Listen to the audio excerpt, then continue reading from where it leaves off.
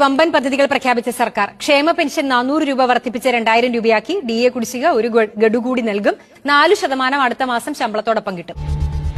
5 വർഷം എന്തൊക്കെ കാട്ടിക്കൂട്ടിയാലും അവസാന 6 മാസം നമ്മളെ നോക്കിയൊന്ന് ചിരിച്ചാൽ നമ്മളെല്ലാം മറക്കും. ഇവരെന്ത് നീട്ടി തന്നാലും നമ്മളത് വാങ്ങും. നമ്മുടെ ഈ മറവിയാണ് ഈ നാടിന്റെ ശാപം. തെരഞ്ഞെടുപ്പ് പ്രഖ്യാപിച്ചാൽ ഇവർക്ക് നമ്മളോട് ഭയങ്കര സ്നേഹമാണ്. ഒരു കാരണത്തടിച്ചാൽ മറുകാരണം കാണിച്ചു തരും. നമ്മളുള്ളിടത്ത് വന്ന് നമ്മളെ കാണും. വീട്ടിൽ കയറി ഇറങ്ങി വോട്ട് ചോദിച്ചുകൊണ്ടേയിരിക്കും.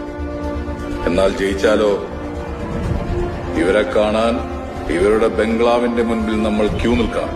വാഗ്ദാനങ്ങൾ നൽകി ജനങ്ങളെ പറ്റിച്ച ജനപ്രതിനിധികളെ ജനങ്ങൾ പിടിച്ചു നിർത്തിയാലേ നമ്മുടെ രാജ്യം ജനാധിപത്യ രാജ്യമാകും. എന്തിനാണ് നമ്മൾ ജനപ്രതിനിധികളെ കാണുമ്പോൾ കുമ്പിടുന്നത്? അവരല്ലേ നമ്മളെ കാണുമ്പോൾ കുമ്പിടേണ്ടത്?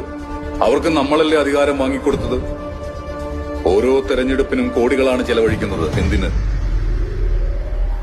ജനങ്ങളുടെ മനസ്സിൽ ഇടം പിടിച്ച നേതാവിന്റെ നേട്ടങ്ങൾ കാണാൻ ഫ്ലെക്സ് അടിച്ചും പോസ്റ്റ് അടിച്ചും കോടികൾ. പരസ്യം. സർക്കാരിന്റെ നേട്ടങ്ങൾ ഫ്ലെക്സ് ബോർഡിലൂടെ വായിച്ചല്ല ജനങ്ങൾ മനസ്സിലാക്കേണ്ടത്. അവനവന്റെ അനുഭവത്തിലൂടെ മനസ്സിലാക്കണം. അവർ എന്ത് ചെയ്തു, അവർ നമുക്കെന്ത് ചെയ്തു.